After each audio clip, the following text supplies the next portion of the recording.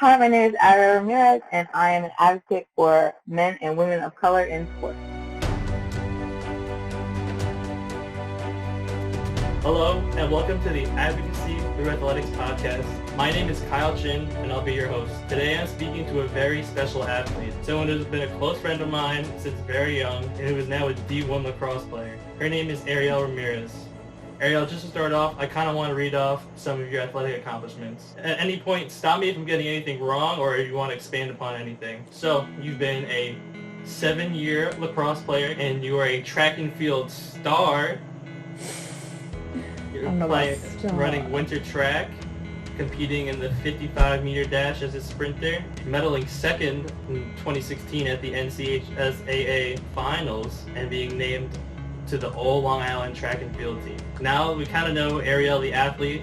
I kind of want to get to know Arielle the person. Can you just tell us a little bit about yourself, Arielle? Sure. I live with both my mom and dad, and I have an older brother. I attend the University of Hartford, and I'm a communication major. Hopefully, I want to use what I've learned and my passion for social justice to do something related to that. And I currently scoop ice cream at Cold Stone Creamery. I mean, we all have to start somewhere. So Arielle, I just kind of want to talk to you about your lacrosse career. What got you started in lacrosse, and what age did you start at? So I started playing lacrosse when I was 9 or 10, between there. And I was attending St. Agnes, where we both went to school. And I was actually new to the school in 4th grade. So I was adjusting slowly. It was hard. It was different. I was in a Catholic school now, and we could both speak to how different that experience is.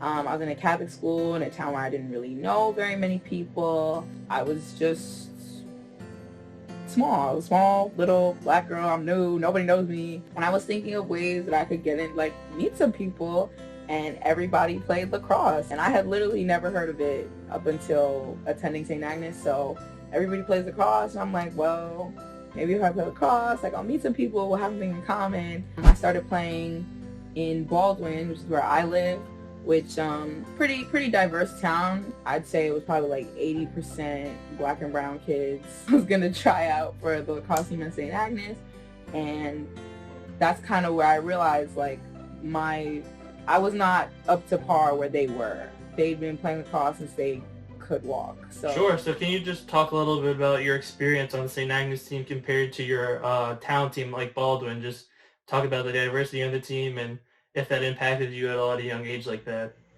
Yeah, so obviously starting on my Baldwin team, I was in a place where I was comfortable, faces were familiar. So now I try out for the St. Agnes team, or I even expressed the interest in trying out. And it's shocking to everyone that I play lacrosse. Looking back, I'm just thinking about how it was children. These are children telling me, another child, there's no way you do this. How can you do this? Try out, make the team. It just wasn't the same vibe that I had when I was in Baldwin, and I was comfortable. And now I was playing with people that I would have considered kind of my friends in school at the time, but I wasn't friends with them like they were friends with their other friends. For lack of better words, they were friends with their white friends. So I didn't feel like I was in a place where I could totally be myself.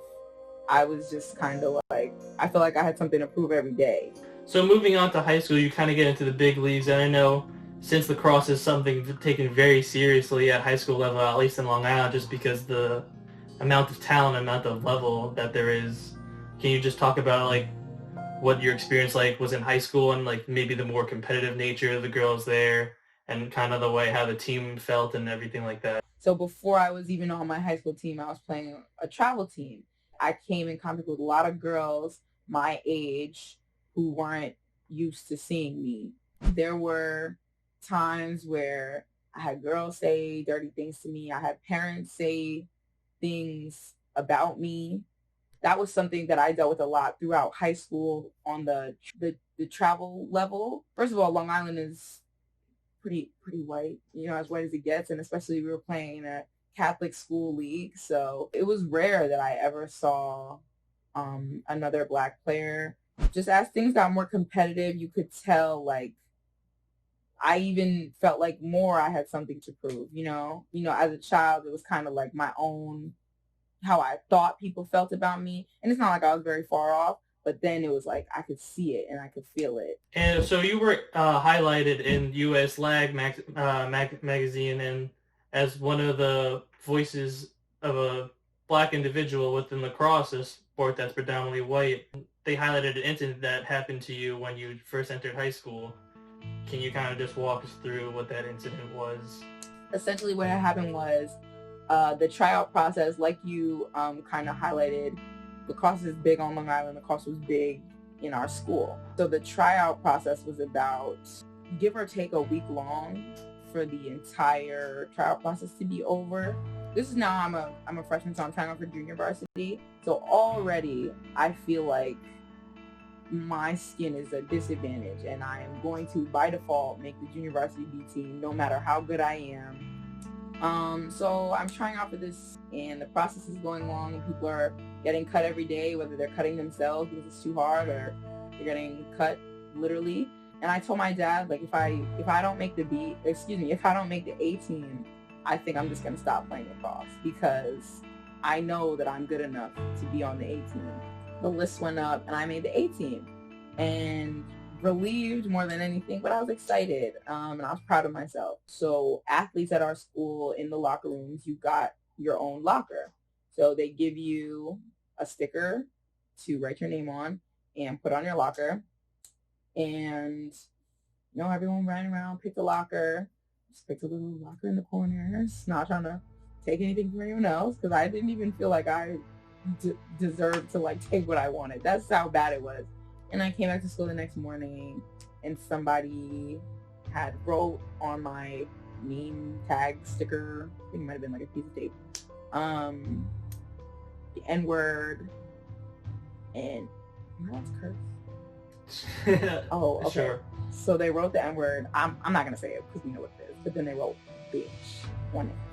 Kind of in shock still. Like I feel like I just had no immediate reaction.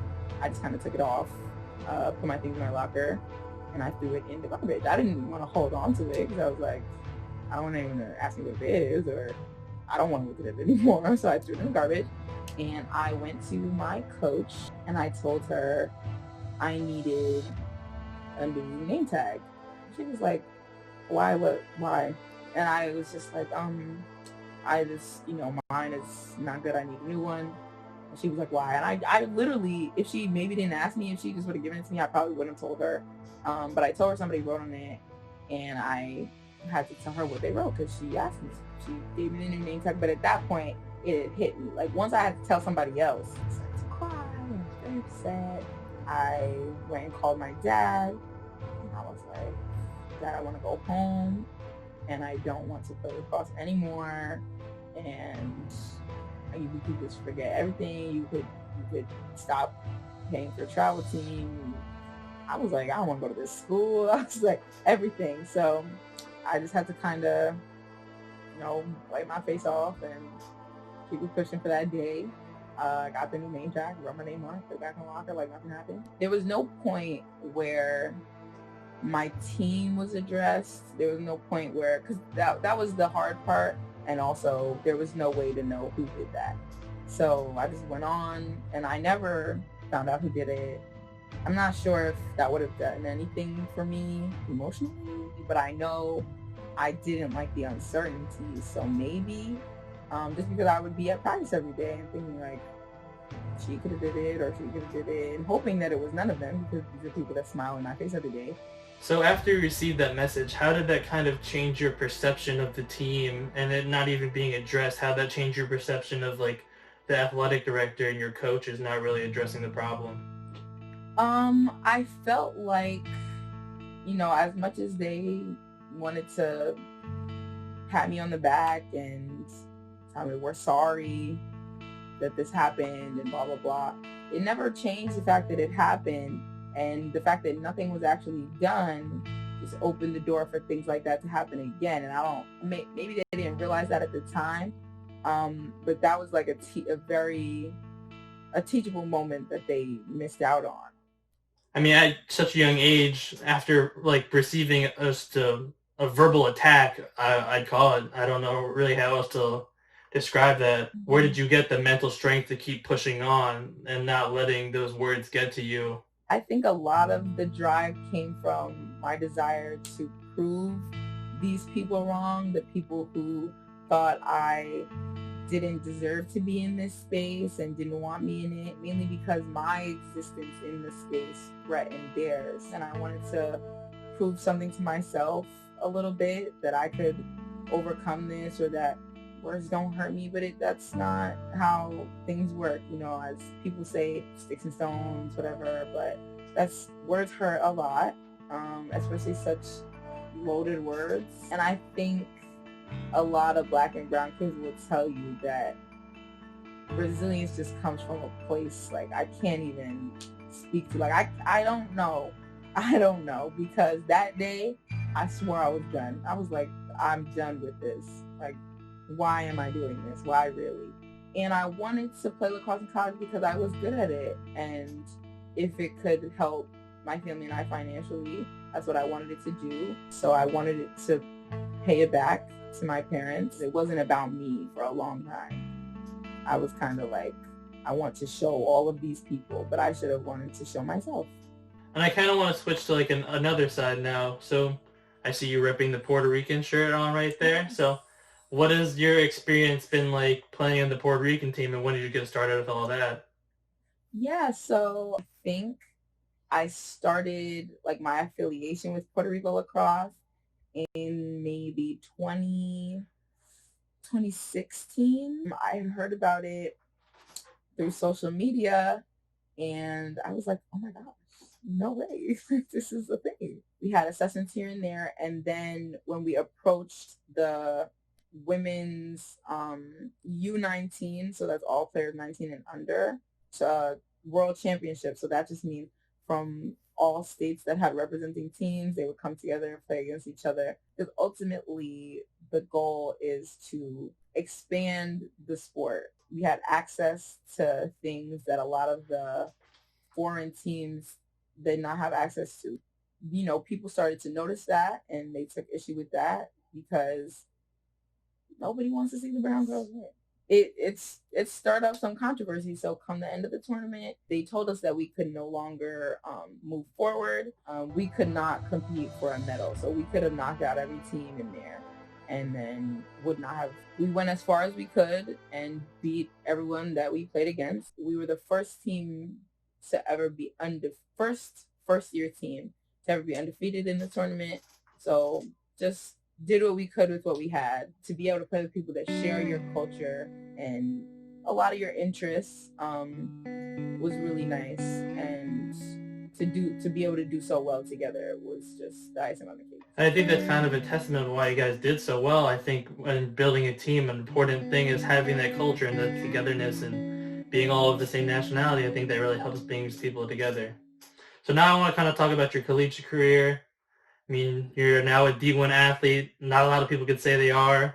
But like when picking your college team, why did you choose to go to play lacrosse? And I mean, you're a phenomenal track athlete. Why pick lacrosse over track? So that's a great question. When I was playing sports in high school and I was getting more serious, started talking about, do you want to do this in college and what that would mean, we realized that while I was a standout track athlete, there's like a lot of Black girls that run fast. I could tell you right now, a hell of a lot of them run faster than me. So we realized, like, while it often felt like a disadvantage, it might not be terrible to be a white rhino in this sea of everybody looks the same, because people are going to look at me. Like, I go to tournaments and the photographer there, like 30 of the pictures are of me because I am different. So it's funny. Like it's like a burden, but it's going to catch your eye. And if I'm not terrible, it might keep your attention. I was looking at teams that were newer programs, that maybe they were looking to find athletes that they could grow with and that could grow with their program. And a friend of mine had committed to University of Hartford to play soccer. I searched it and they were looking to start their first year program. The head coach was the coach I had met at Virginia Commonwealth University that I like so much. Just like, no way. How is she here? And I just didn't realize she had even left VCU. They were only in their second year now. So I was just like, what is the chances? So I went to the camp and I told her, I was like, I actually met you, met you a year ago or two. Stepped back and she was like, we liked you today. You did a really good job and we'd be interested in talking to you about coming to school here if you'd like to. My parents from the beginning, when I talked about Hartford, Hartford's a private university, very expensive. So I talked to the head coach, Meg Decker, and her assistant coach at the time was a woman named Liv Pine, and we spoke for a long time back and forth. And it was funny, that day they told me, we do not at the time have any more scholarship money to dole out. We like you a lot, and we hope that you like to hear, and we'd like to continue communicating with you. And though I felt like that was probably the end of the hope or the dream, I was like, I'll keep the communication. You're never supposed to close lines of communication. So senior year, she had contacted me, the assistant coach, and she was like, we came into some scholarship money. I don't know. People decommit from schools all the time. Mm-hmm. And things become available, finances become available that may not have been available before. She reached out to me and said, we have some money and we'd like you to have it. And if you are still interested, we'd like you to come here. And I just broke down. I was like, no way. That's crazy. Me. I'm a very good lacrosse player, but I'm not ranked in the country or ranked nothing like that. I'm a good team player, I think I'll say. So when she told me about this opportunity, I was just like, I am nothing special for this D1 team. But they were looking for players who they thought they could build upon. The head coach, Meg Decker, she is one person that is on a mission to diversify this sport. And I respect it about her so much. And she said that's why she pursued me for so long, because not only was I talented, but she could see that it was about more than playing lacrosse for me. And it was about more than just building another championship team for her. Intentional recruiting is a real thing. You're not seeing Black and brown faces at the collegiate level, at the D1 level, because people aren't trying to put them in the space. It's not that they don't exist. It's not that there are no Black lacrosse players. They're so she recruited you because you were Black? Honestly, if she did, so what? If we're gonna be very honest, if she would have said that to me, I recruited you because you're a good lacrosse player and you're Black, all she did was give me an opportunity. She was trying to diversify this sport. It's bigger than her team. She wants other coaches to see it and ask. And now they are. They're starting to ask. I can say without a shadow of a doubt, if there was ever someone who was going to fight for me, it is my head coach. She has shown me that no matter what, she has my back. And I think that is very important for Black athletes to feel like they can actually depend on their coach. I made the best choice coming to Hartford. I mean, that's great to hear. I'm glad you found a home and found a team that you could be yourself with. Just going on, let's look into the future a little bit. Where do you see yourself in this sport? Do you feel like you're going to be, do you want to make it to the professional level? Do you look into coaching? What are you looking at? I definitely want to play the sport for as long as I am physically able and can mentally withstand. I'm training for the senior women's games now. That will be in 2021, I think. I hope that's not wrong because, but yeah, we're literally training right now. It's obviously been a learning curve because we're learning how to train through this whole pandemic. After the collegiate level, and then maybe you play a grad year. Playing professionally is a whole different ball game.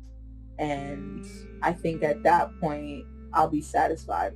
But I do not ever want to forget that my lacrosse player self, like I'm gonna take that forever with me. And I'd love to coach, maybe not on like such a big stage like a college level. I want to be the person that I wish was there for me. Mm-hmm. I mean, Arielle, thanks so much for giving me some of your time. I'm hoping after this pandemic, hopefully you'll be able to have your spring season, have a great junior year out at Hartford. I mean, is there anywhere people could find you, whether it's social media stuff? Yes. I only have Instagram, but my Instagram is my first name, ARIELLE.RAMZZ. So yeah, thanks for having me.